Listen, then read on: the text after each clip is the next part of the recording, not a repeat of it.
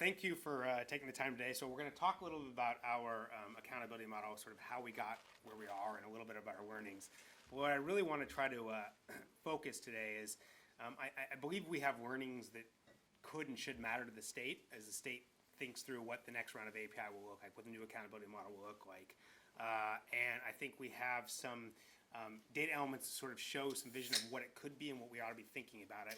When we sort of initially sat down and thought through our new accountability system, we really, you had API and you had AYP out there, but the way we started with is what are the measures that you're using sort of as a local dashboard, all of our districts using independently to say whether or not we're on the right track. And those were sort of the continuous learning data elements that mattered. And so that's what we built off. And I think the real question that we're going to have to grapple with is, can a continuous learning system also serve as an accountability model? And can they be one and the same? And to be honest with you, I'm not sure I know the answer to that, but I think it's something we really need to sort of press on and think about as we move forward in the state of California looking at accountability. So with that, let me just jump into it. And the core is a collaborative of 9 districts up and down the state. We're regionally diverse, and we represent over 1 million students in the state, with most of the large urban districts as part of our network collaborative. As you probably know, when the state of California did not successfully receive an NCLB waiver, 6 of our 9 districts applied and received a waiver, and so it was under the waiver from No Child Left Behind that we created this system, not theoretically, to replace AYP. And so we have the waiver for 6 more months, and we're excited about that, and then we will see. So let me tell you a little bit about sort of how we were thinking about that model as we built it. So we really we started with sort of what wasn't working, the model we wanted, what wasn't working for us from a perspective of NCLB, why AYP didn't work. And so it's things that we've all sort of talked about before, the notion of a narrow focus on academic achievement only. Accountability is a hammer that labels schools as failing. That's a critical part of what we're trying to move away from. This is really about continuous learning, getting better on capacity building.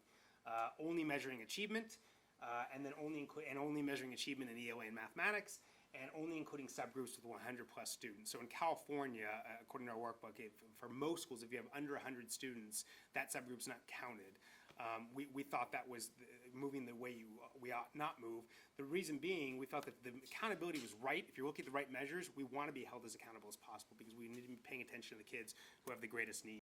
I sort of got to it, but sort of we built a system we think that sort of rejects those measures and moves to a better. So it's a holistic list of multiple measures, really about capacity building and pairing schools and working with communities of practice to get better as educators. And really the key here is that the educators are the lead. So one of our big objections to No Child Left Behind was this notion of, if you're not doing well as a school, we're going to bring someone from the outside and fix you. We're going to have a supplemental service provider come in and it's all going to be fine.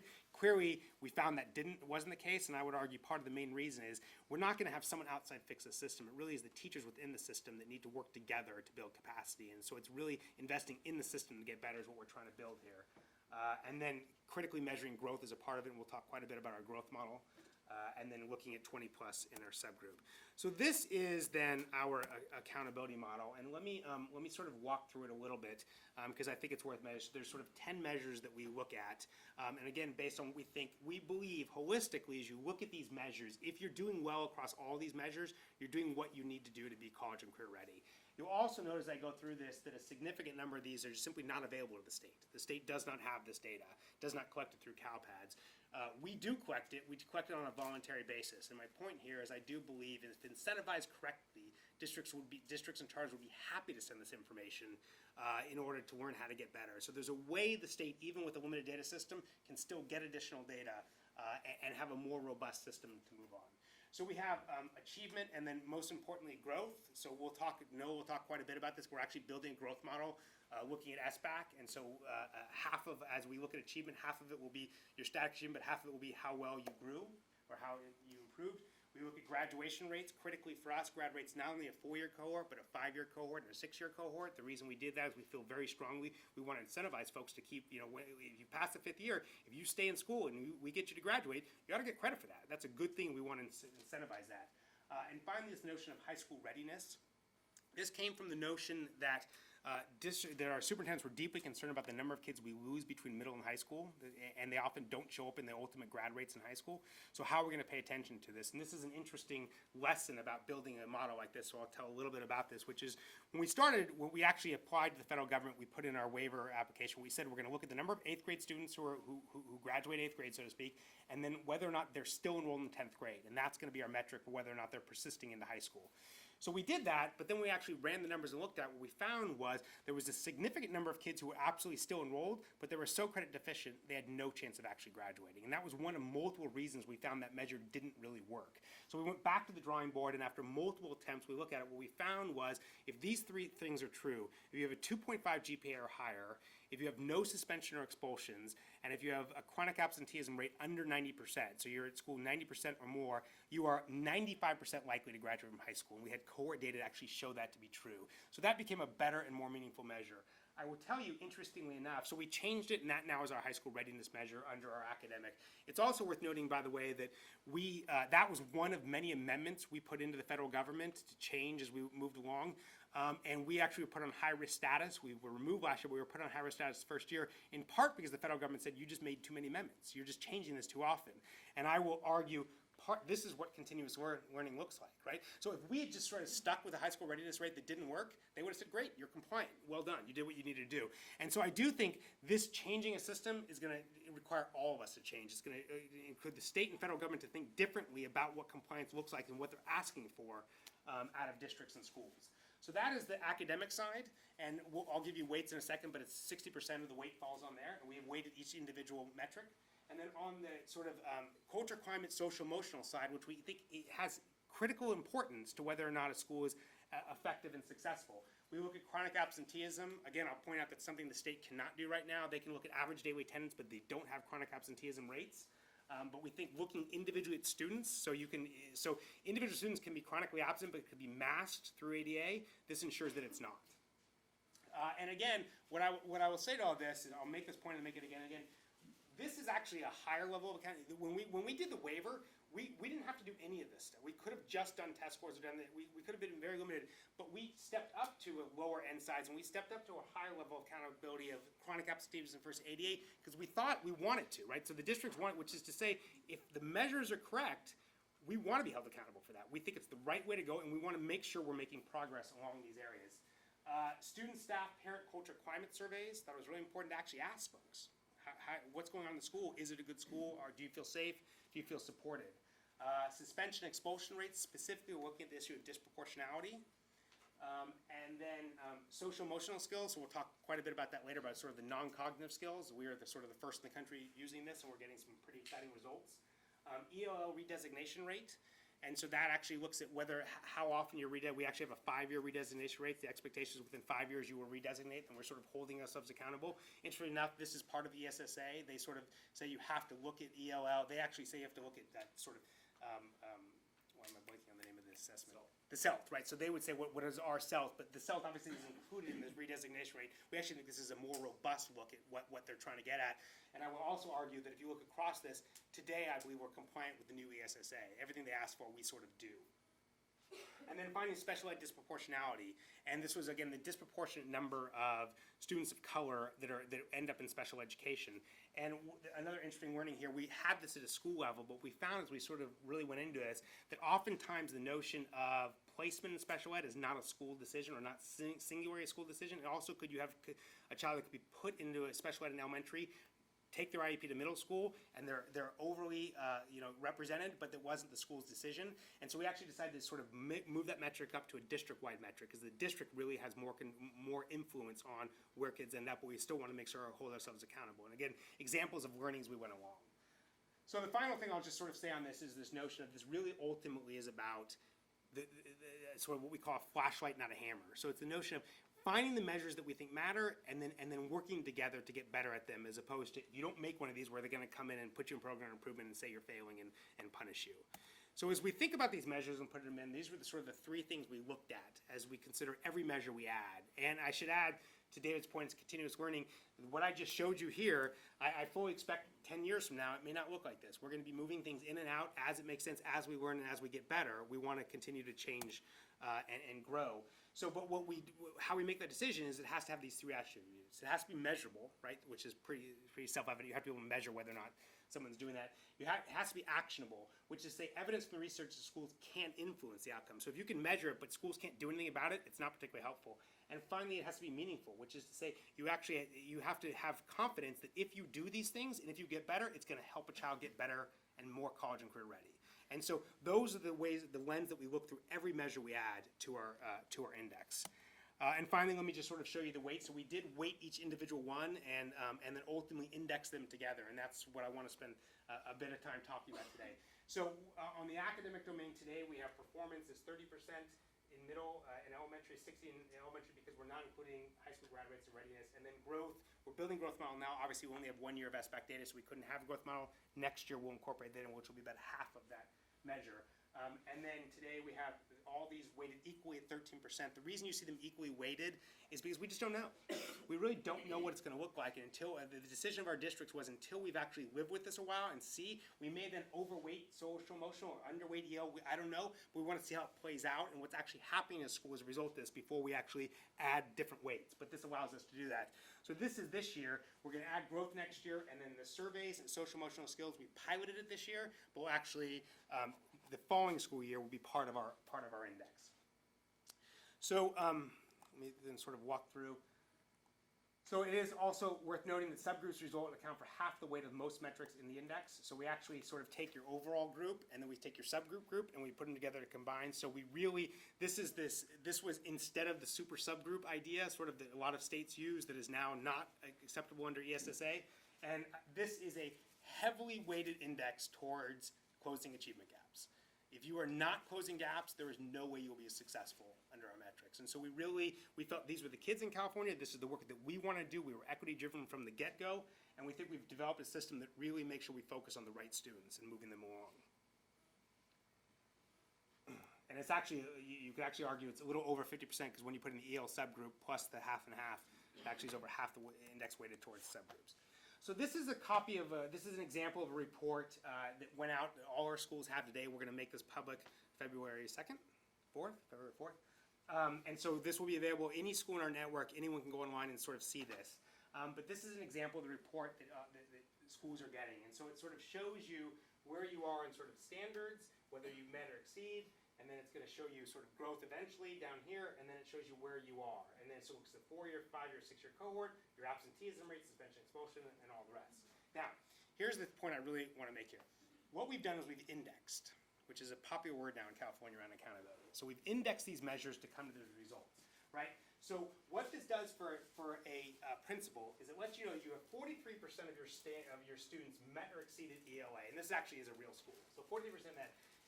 So that's interesting, and I'm glad to know that, but I don't know what that tells me necessarily in context. And so what we're saying is then we actually index this across every school in our network, and you're about 5 out of 10 is where you'd land, which is you're kind of right in the middle. If we go down to English learner redesignation rates, you're actually, where you see green, you're actually doing pretty well compared to every other school in our network. Your redesignation rate is about 15%.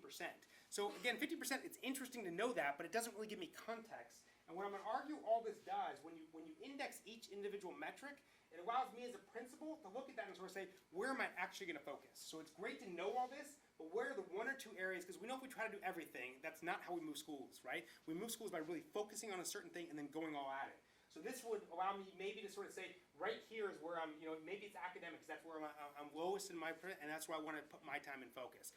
But we wouldn't know that if we didn't index. And so there is a real understandable question about whether a single number has value, and I want to talk about that a little bit too. But what I would argue is for sure, indexing individual metrics has real value. And I will tell you, my friend David Plank and I have discussed this for years, months and years. And I tended to be more on his side, which is I found no value in indexing, and we did this, frankly, because we had to. The reason we had to do this is the same California conversation. We had to figure out who the lowest 5% were. So it forced us to go this route. But what we found when we did this was this row right here mattered a lot to our principals as they got this information. And they found great value in this. So this isn't us sort of saying it. This is actually the field coming back to us saying, this is where we put our emphasis. And And so what I would argue is this is meaningful, valuable information for principals, for teachers, for schools, and California ought to really think about a way to make this work in our new accountability model. So that is the overall look. This is a way to look at it per subgroup, right? So you have the same thing looking at each subgroup. So you have all students, and what we did here was, this is the lowest performing racial ethnic subgroup. We did that because you imagine if we had every single subgroup across it, you would have 50 pages. And what I should say is, I'm showing you 2 pages. It actually is a 15-page report that sort of goes through this all in depth. But this is an overview for parents and for principals to sort of start a conversation with their teachers, and sort of shows you. So what we do is we pick the lowest performing subgroup. In this instance, it's, I think, African Americans. It's African Americans here. It's white here, you know, so you'll have a different at different areas. You pull out the lowest performing subgroup and you sort of you show that that's where you need to put your emphasis.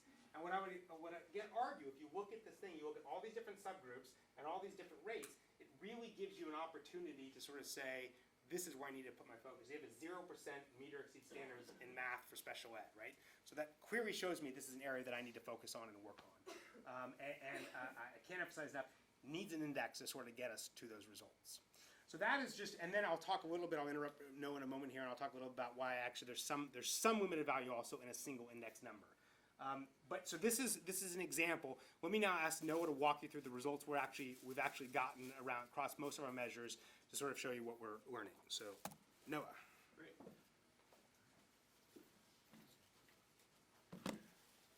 I have my back to everybody, so now I'm seeing, and there you are paying attention. This is exciting. Hi, everybody. My name is Noah Bookman. I'm the Chief Accountability Officer at the Core Districts. It's a great pleasure to be with you all today. What I'm going to do is we've now done this with about over 1,000 schools actually. So and we have indexed them a little bit, and we have some results. And we think they tell some useful stories about the value of looking at multiple measures and about how to consider schools in this context. So the first preliminary finding that we have from looking at our initial results is this idea that I'm going to show you 2 things in these charts. One is that there's a reasonably strong relationship between what happens academically in a school and what's going on in terms of the social, emotional, and culture climate factors. And the second piece is, and this is where I know Rick's going to jump in, that by having academic results and social, emotional, culture climate data, you can actually get a better picture of which schools are the highest need. So let's start with the relationship. What we've done here is each of these spots here we quartiled all the schools. We put them in a 25 percentile chunks in terms of their academic results. So over here we have the bottom quartile of schools in terms of academic success, the top quartile in terms of academic success. The red bars are signifying the colors are we also quartiled the schools or organized them into top quartile, bottom quartile, second, and third quartile in terms of their social, emotional, and culture climate results. And just recall, just from a weighting perspective, that when we talk about this, what we mean is we took the 60 points that they could have gotten on the academics and we put that into 4 equal buckets of schools separately by elementary, middle, high.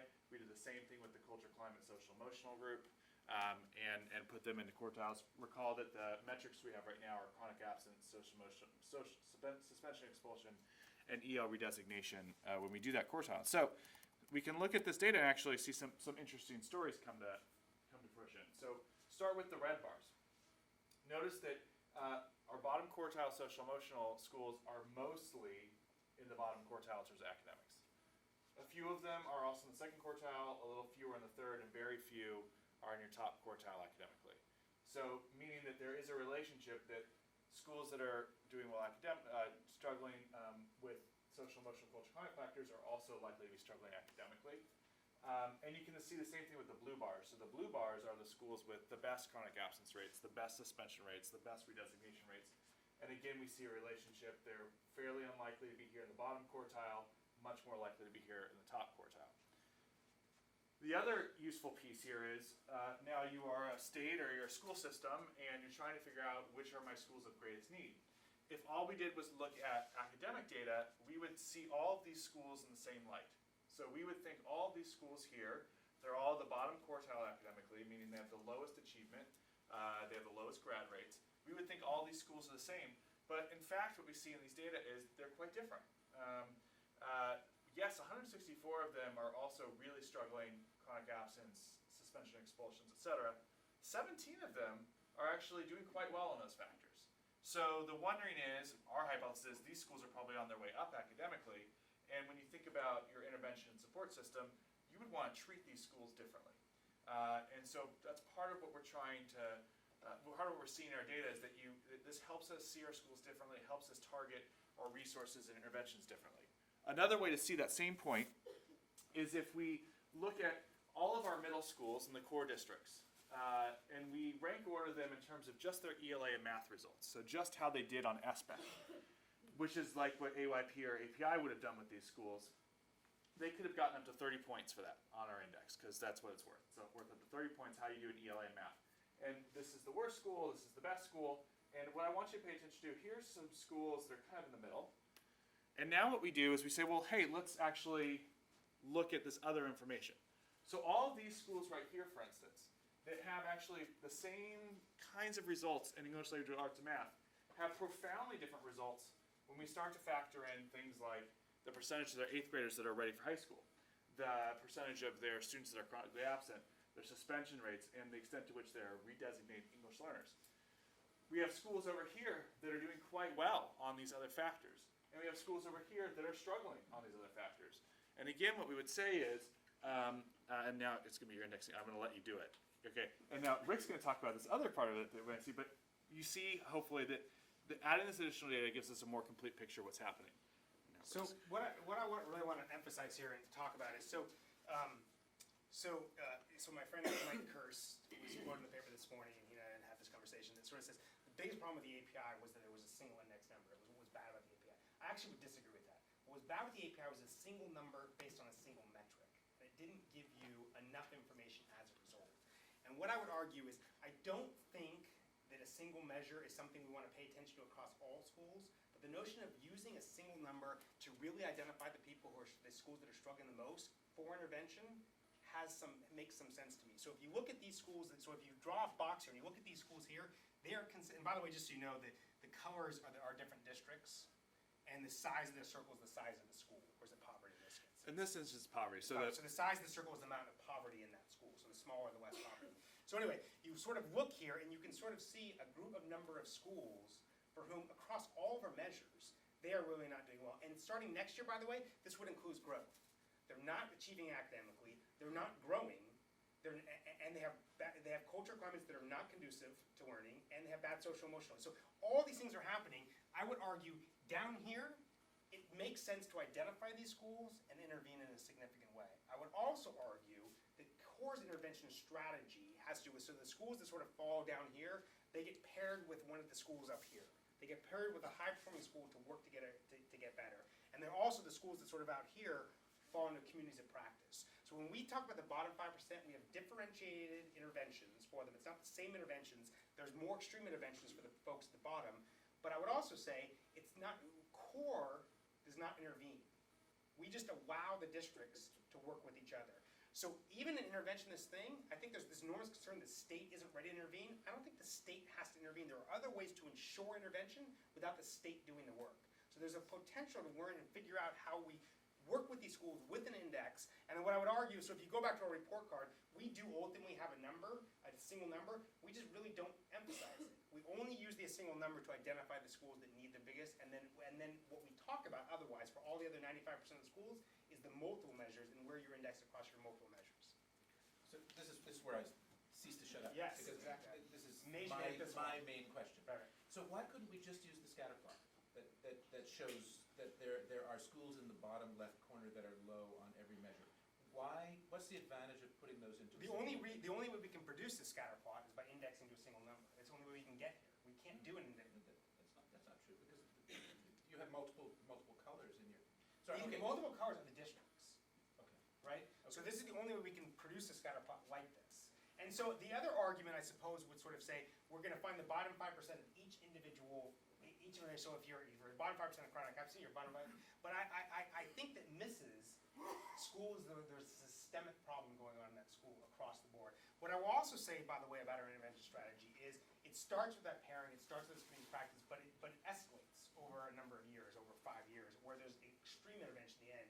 And when we talked about this and talked a lot about this with our superintendents and our central office folks, thinking about that, where they came out was if If I believe in the measures, if these are the measures I actually think matter and I believe I can control, and after 5 years, I have not moved these schools, yeah, something really should happen differently. And part of the reason I will say the superintendent said is that, like, I remember Chris Steiner saying, it's not gonna happen.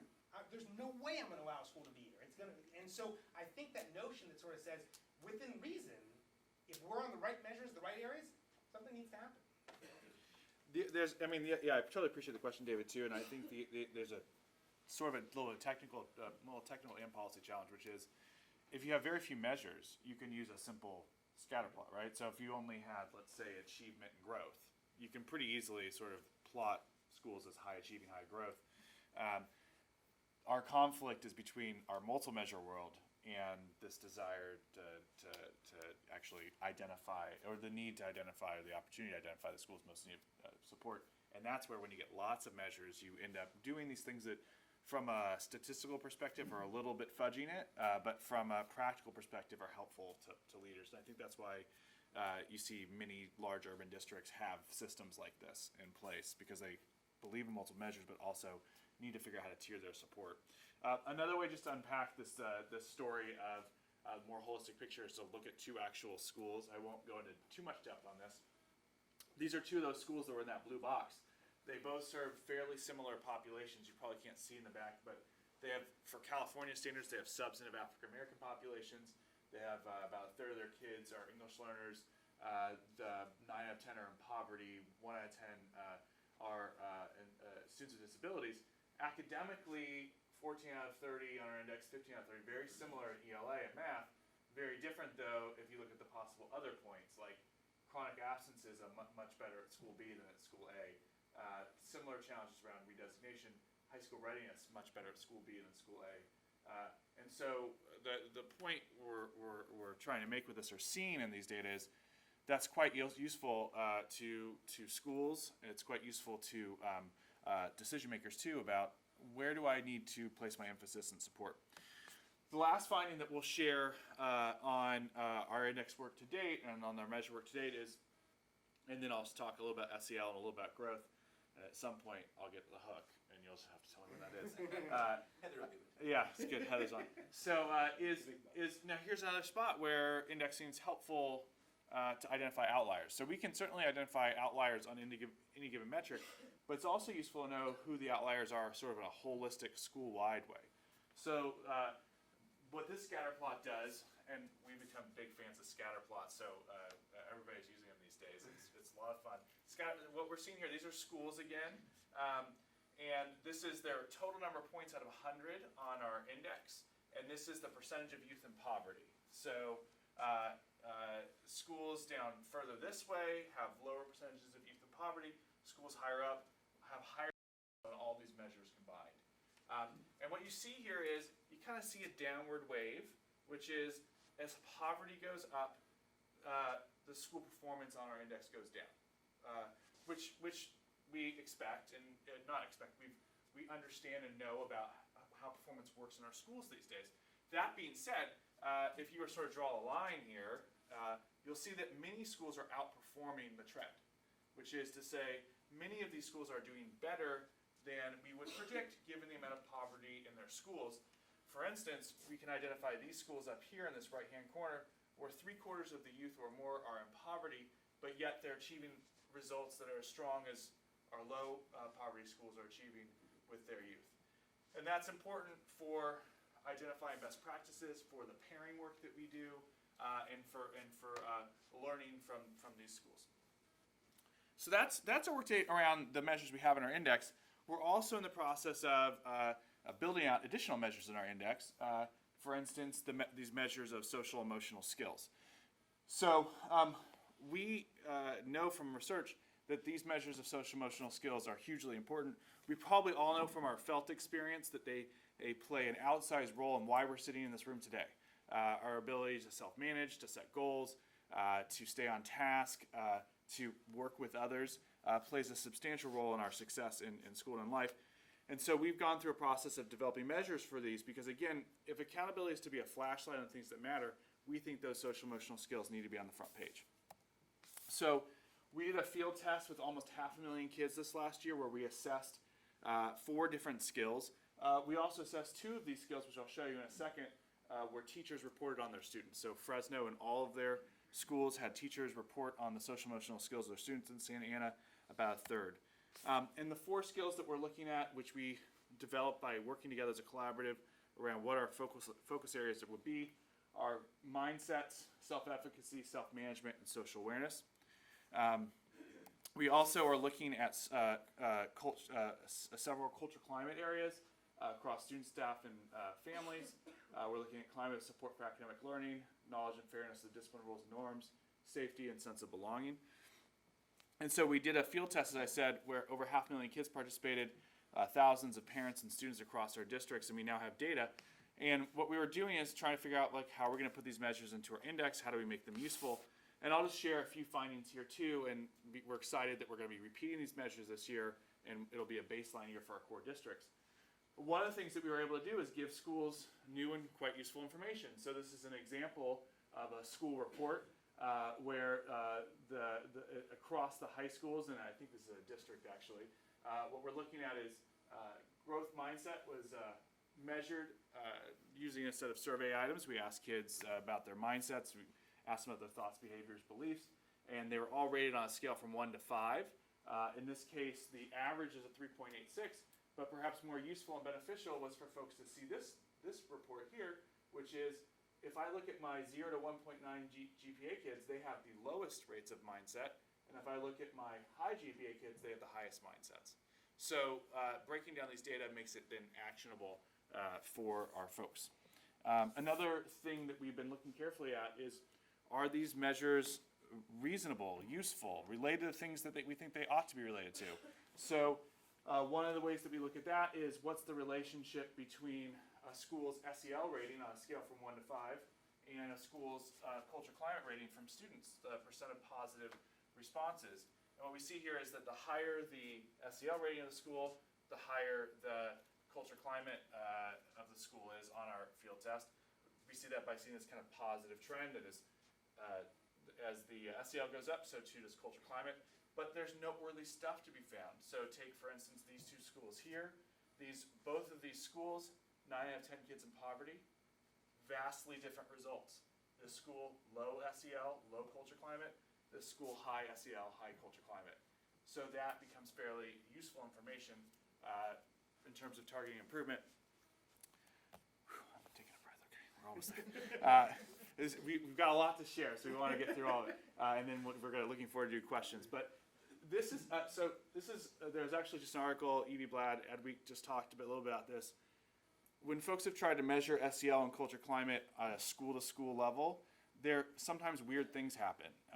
Like the results don't sync up with other things. Like the schools with the best achievement actually have the lowest results. We're not finding that. We're finding, this is actually quite profound, we're finding in our data that there are reasonable, strong relationships between these measures, which suggest that they are reasonable to report and to use for improvement. So, for instance, here is math performance, the percentage of kids meeting or exceeding standards on the SBAC in our districts. Again, these are all schools, larger the circle, more youth in poverty. And these are their SEL ratings. Here we see a strong positive relationship. So schools with stronger SEL have stronger math. And that is useful if you're thinking about improvement strategies. And there's good evidence that if you implement strategies to build mindsets, to build self-management, those things translate to youth doing better academically, but also beyond. Last thing on SEL, and then I'll do my 3 minutes on growth, and then I'll be done. Because these are all frontiers of measurement to be considered, not just in our districts, but across the state and across the country. By looking at these SEL skills, we can start to explore new things and learn new things. For instance, one preliminary finding we have from our research partners on this at Harvard is that at the middle school level, self-management of all the skills is most predictive of kids being successful, both in terms of GPA and their SBAC results, but high school, it's their mindsets. So we're not quite sure what that means, but we think it's interesting. We can hypothesize about it, but we think having that kind of information can be fairly impactful. The last thing I'll share about is that we are also doing some work to develop a growth model. And what growth measures one way to think about growth measures is to think about a measure that helps us truly isolate the role of the education system in helping students move from point A to point B. Lots of things influence how kids move from point A to point B. Where they start, characteristics, like are they English learners or students with disabilities, family resources, like are they poor. All these things influence growth. And one way to think about measuring growth is to think about how can we use the data we have and the statistics we have to actually isolate the impact of the education system on student growth. And so we are endeavoring to do that. The way that we think about that is by thinking about what's our goal of our growth measure. Well, our goal is to isolate the impact of the education system and know which schools are moving kids further faster. And then to set up a set of criteria by which to judge which approach to measuring growth is meeting those criteria. To give you an example of what I mean, we've talked about criteria like we want a model that's fair, we want a model that's technically accurate, we want it to be simple enough to explain, and we want to have informational value. And, nope, not in there. Okay, so as an example of it being fair, we might care that schools that have high poverty have just as much chance to show growth as schools that have low poverty. And so you can actually run statistics to figure that out. So a little bit on the future of our work, and then I think we'll turn it over to questions. Turn it to Heather. So we're going to continue developing this growth measure. We're continue working on SEL skills. We're also working on developing measures of college and career readiness. One example of that I'll show you in a second. We're partnering up with the Linked Learning Alliance to develop measures of career readiness, and looking at growth in other areas, and et cetera. So and the last thing, I'll just a couple last quick things. So we are working with the Linked Learning Alliance on, like a lot of our districts are on the Linked Learning Alliance. Can we work together on a data system? So we're partnering up with them on that piece. And then the last thing, what I'll share is, we know there's a lot of interest in having these kinds of indicators, chronic absence, SEL, what have you, and having it in a way that's benchmarked against others around the state. And so one of the things that we're starting to get a lot of interest around is joining our data collaborative. And so we're going to be opening that up to other districts around the state, potentially elsewhere, to join our data collaborative so that they too can sort of look at these multiple indicators.